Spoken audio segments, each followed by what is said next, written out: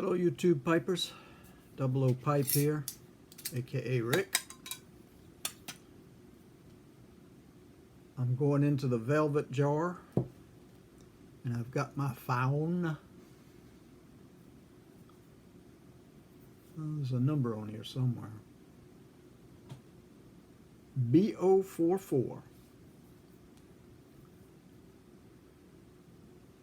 I'm sure I got this at smokingpipes.com because that's where I've gotten most of my things. There's a nice little pipe and I haven't smoked it in a while, so I thought I would. And I thought I'd go with velvet because I do like velvet.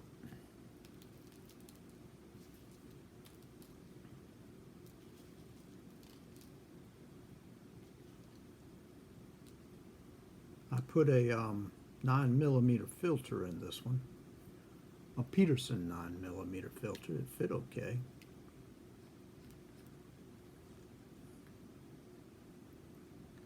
And I put a rubber bit on the end because I definitely can clamp down on it better with a rubber bit on the end. And I shall replace the unused portion of tobacco.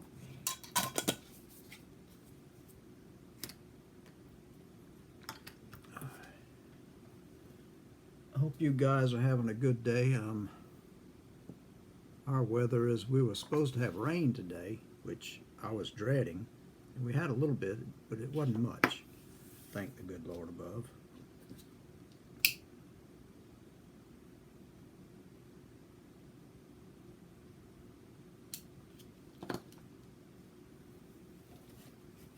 Because we've got that other storm coming, which I kind of don't understand because the way they're talking, that thing's going to be here tomorrow.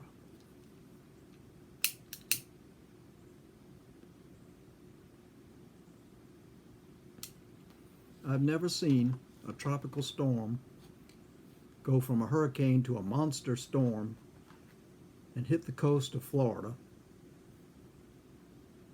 and then go from a monster storm to a hurricane to a tropical storm. Never seen that in my life. But that's what they're predicting.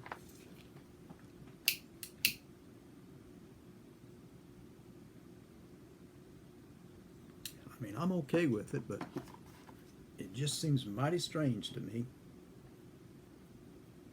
that in that short space and in that short a time, it goes into those categories and then comes, and it's supposed to come across us as a tropical storm.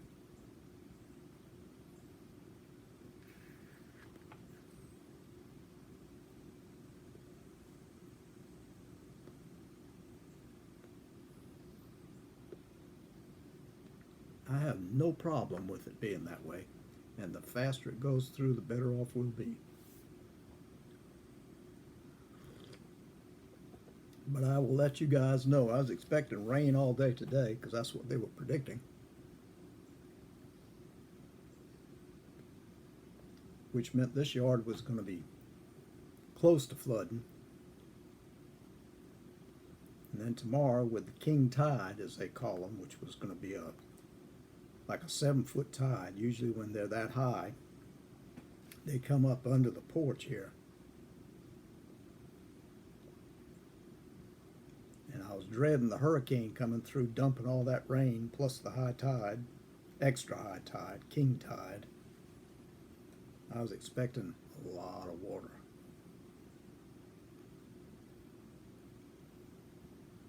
But you know what?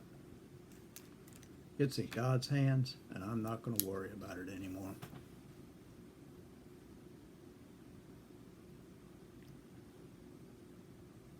And speaking of being in God's hands, have y'all ever had somebody come up to you and ask for change or money?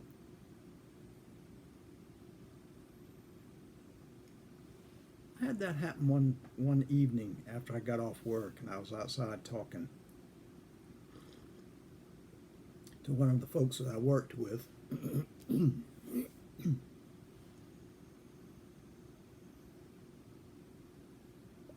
And as we were talking, this man came up to me and said, "Have you got some change?" So I checked my pockets and I pulled out my wallet and pulled out some money. And I said, "Will this help?" And he said, mighty good of you, sir." I said, "You're welcome. Sorry I can't do any more." He said, That's fine, sir. Thank you very much." And he walked off, and I turned back to the person I was talking to.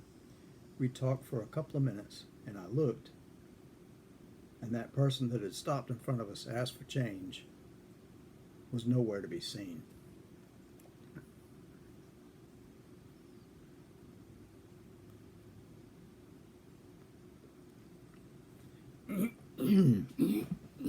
That frog, I just got to have my throat amputated or something. And thinking about that made me think back to when I was a kid and we lived in a house.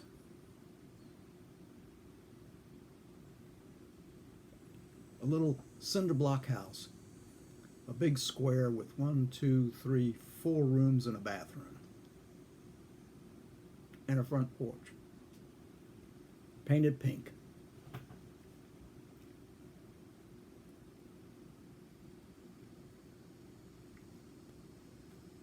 And I was still in grammar school at that time. And this happened to be the summer. And a buddy of mine from behind me, we were playing outside. We had our holsters on and our cap guns in our hands.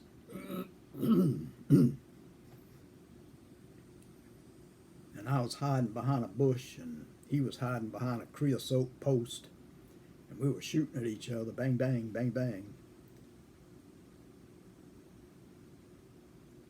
Now this house was on a back street. It wasn't, rarely did anybody come down the street.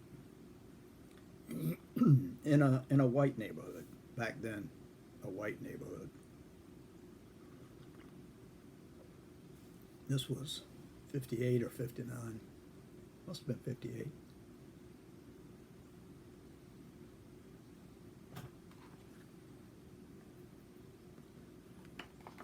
And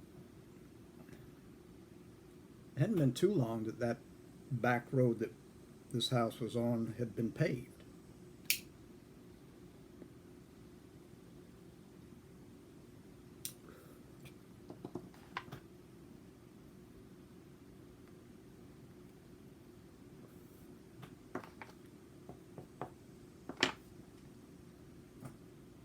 At any rate, it was a safe place for kids to play. We didn't have to worry about things because the houses that surrounded us, people always kind of kept an eye on the kids when they were playing.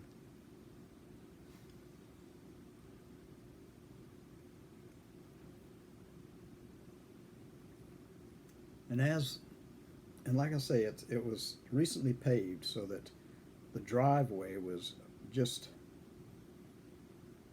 used to be grass growing there, but where the tires came across it, it was, you know how it is. You have 2 runners and a middle portion with some grass growing and the grass growing on the sides.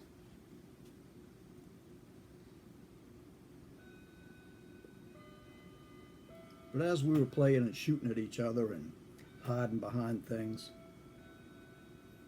I saw a figure down the road, sort of shambling this way towards us. He had on an old, I guess they called them slouch hats back in those days, but it was just an old wide-brimmed fedora that had seen better days.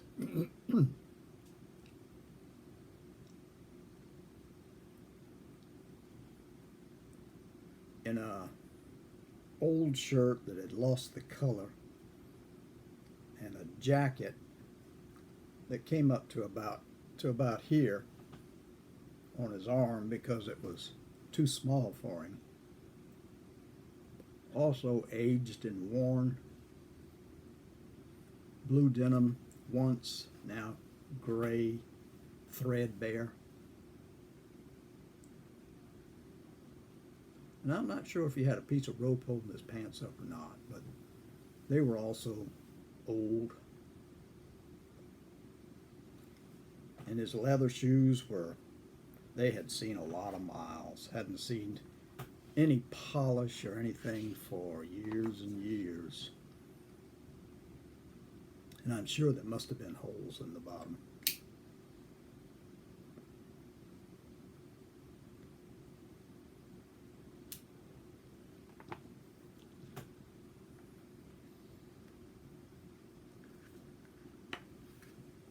And he was coming up the road, very unusual for our neighborhood. And what makes it even more unusual, he was a black man, and his face, though he was a black man, it was kind of gray, and he had a gray beard, and he just looked tired. His eyes, as he got closer, you could see that they were just tired and glistening from, looked like he was crying, but I think it was just his age. And you have these eyes, rheumy eyes they call them.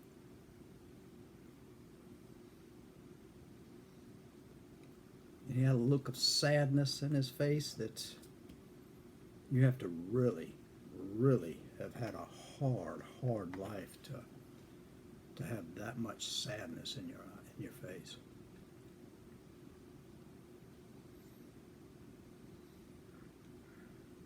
Now, like I say, in this neighborhood, that was very, very strange, very, very unusual. Nothing like that had I ever seen in our neighborhood. But anyway, he was kind of shuffling and stumbling along, carrying an old sack tied to a rope that he had over his shoulder, and it seemed to kind of weigh him down. I don't know what was in it.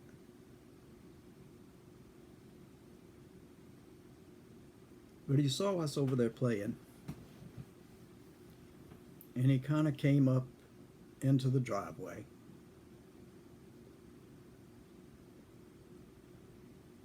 And he said, "Hello, young'uns." And we said, "Hello. What do you want?" Being children, that would be the thing you would say. You're always kind of straightforward when you're a kid. He said, I was just a-wondering if maybe you children had some money you could give an old man, 'cause I was hungry, hadn't eaten in a long time, and I'm so thirsty. And my buddy came up from behind the creosote post and stood beside me, and I kind of backed up because, as usual, parents told you to never speak to strangers, and this was the strangest stranger I had ever seen.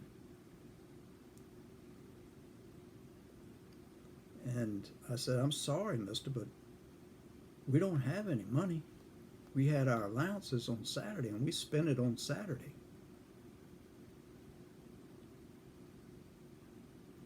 He said, okay, son.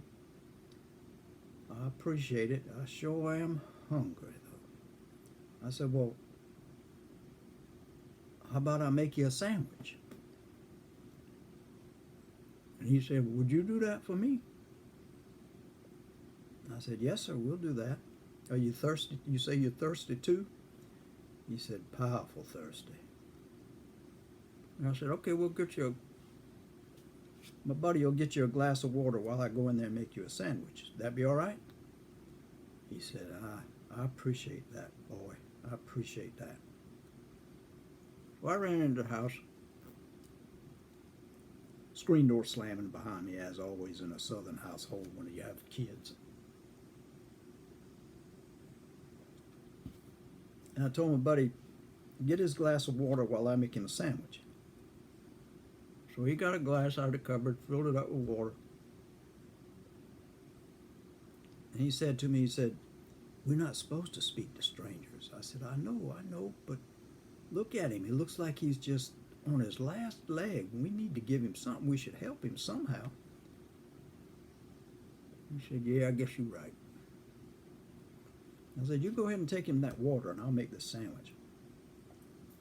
So he ran outside and I took down the bread, got out two slices of bread, got a jar of mayonnaise out and slathered mayonnaise on one side.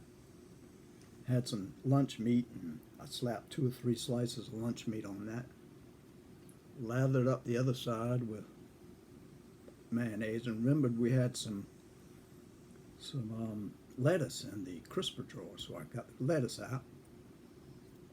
Put 2 or 3 leaves of lettuce on top, put them together. Remembered I hadn't put salt and pepper on it, so I salt and peppered it because you always did that. Or at least my mama did, and I'm supposed to make a sandwich right.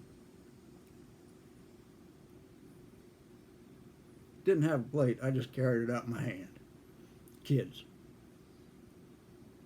So I ran out the door, slamming the doors behind me again.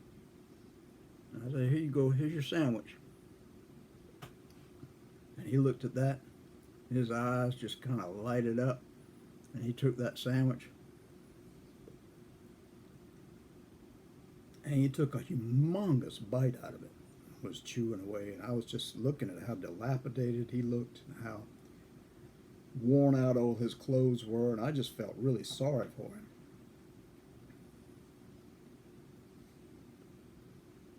Didn't know what to say.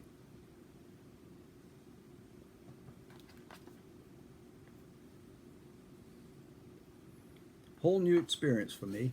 Not only was he an old man, but he was an old man who was of another race that we just didn't have that much to do with back in those days.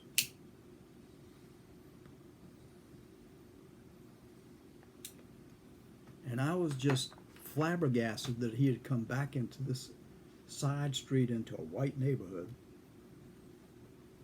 and had just walked up to 2 kids playing in the yard and talked to them.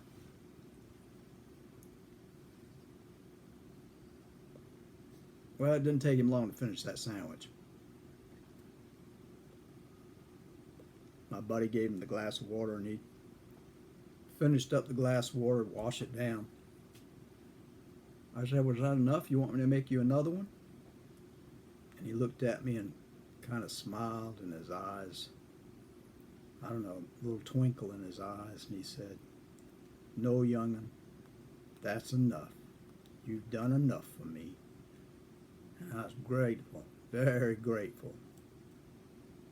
And he picked up that rope that had the sack on the back and put it on his shoulders and said, thank you, young'uns, thank you. I'll be on my way now. And he seemed to have a bit of a lively step to begin with. And then he went back to that shuffle, went up the drive and turned down the road and began to shamble down the road. Still that slow, slow walk. So we yelled at him, bye, and he looked back, smiled at us.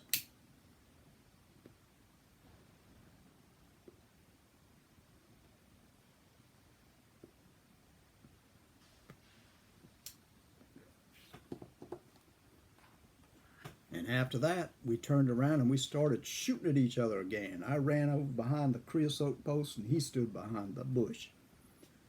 And as we were shooting, about 2 minutes later, we looked down the road. He was gone. I asked my buddy, I said, where did he go? He said, he's down. And he looked like that and he said, he's down there? I said, no, he's not.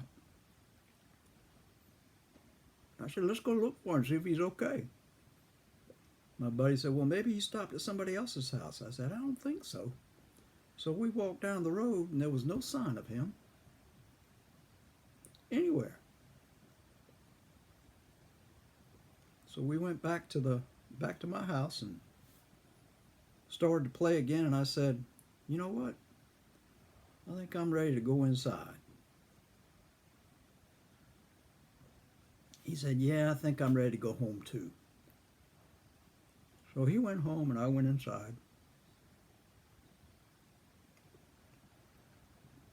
And I just turned on the TV and started watching TV. And later that afternoon, Mom got off work and came home and said hello as she came through the door. And I said, hey, Mama.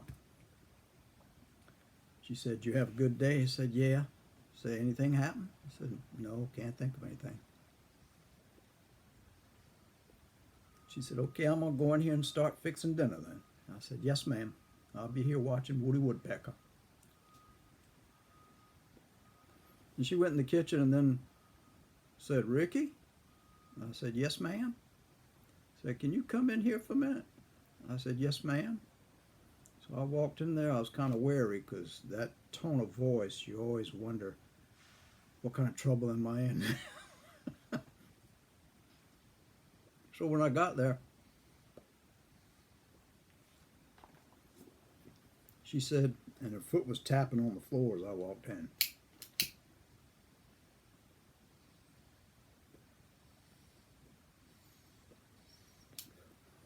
She said, what happened here? What's all this?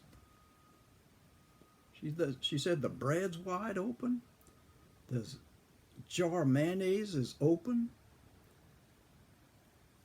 There's a lettuce head over here that's not in the crisper drawer. And the utensils, that knife is just covered in mayonnaise. What happened here? Didn't you clean up after yourself when you made a sandwich? I said, oh, I didn't even think about it. That man ate the sandwich and I just forgot that I had done it. She said, man? What man? I said, that man that came up in the yard. She said, what man? I said, the man that came up in the yard. He asked us for money, but we didn't have any money, so I said, can I make you a sandwich? And he said, that would be right nice, child. She said, did you know this man? I said, no, ma'am. Haven't I told you about talking to strangers? I said, yes, ma'am, but he just looked like he was so tired, Mama. He looked like he needed something to eat. So I offered to make him a sandwich. And she said, and what happened then? I said, well, he ate the sandwich, drank the glass of water that we gave him, and then he left.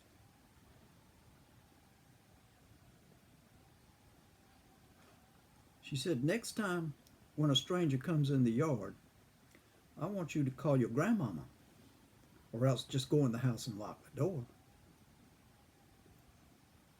I said, I'll remember that, Mama. And she said, okay, how about clean up all this mess you made and I can start getting dinner ready. I said, okay. So I cleaned it up. And later that night, when it was time to go to bed and I was in bed, she came in. And as she always did, she put the covers over me and kissed my forehead.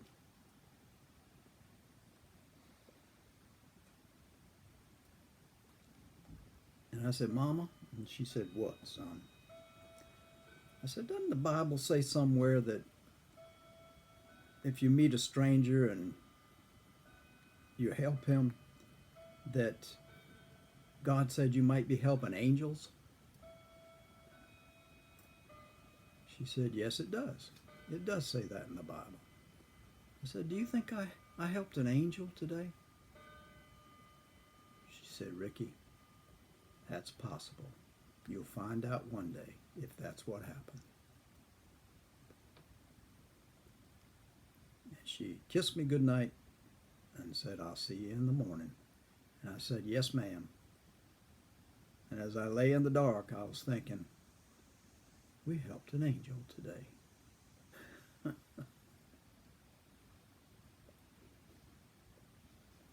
That just stands out from my childhood.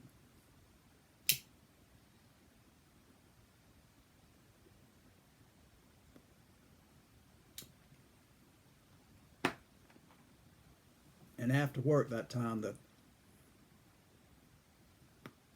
fella that came up asking for change. He wasn't a black man, but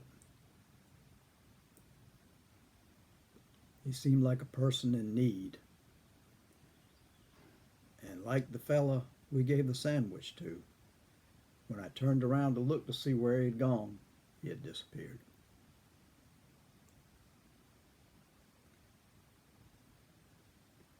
So it makes me wonder sometimes.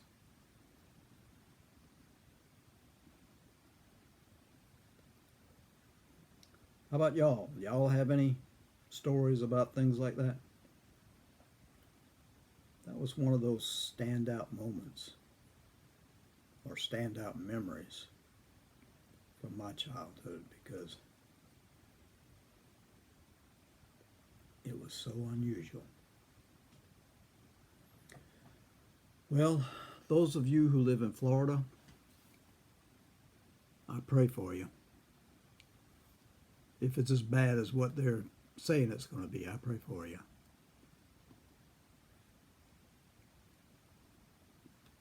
I hope that it dissipates by the time it gets here. And